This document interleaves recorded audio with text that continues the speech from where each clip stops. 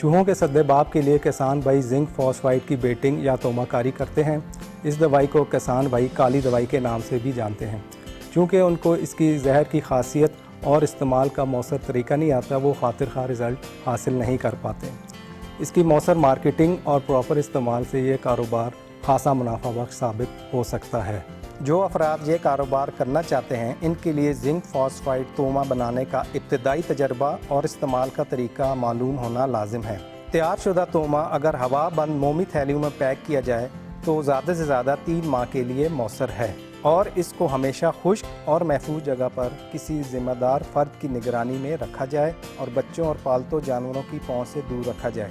इसको बनाने के लिए इन अशिया की ज़रूरत होगी: टुकड़ा चावल 5 किलोग्राम, बाजरा दलिए की सूरत में 5 किलोग्राम, जिंक फॉस्फाइड 80% 250 ग्राम।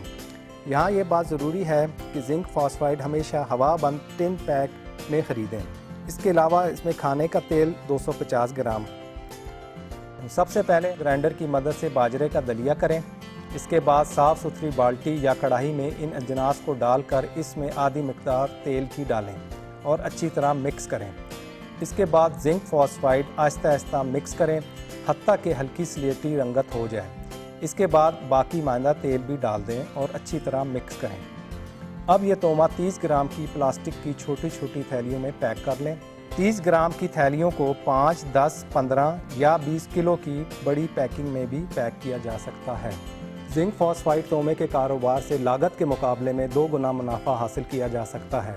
इसके अलावा किसी भी किस्म के ज़रूरी मशवरे और मसाइल के हल के लिए PARC की टोल फ्री हेल्पलाइन 0800 84420 पर पीर ता जुमा सुबह 9 बजे से दोपहर 3 बजे तक मुफ्त कॉल करें।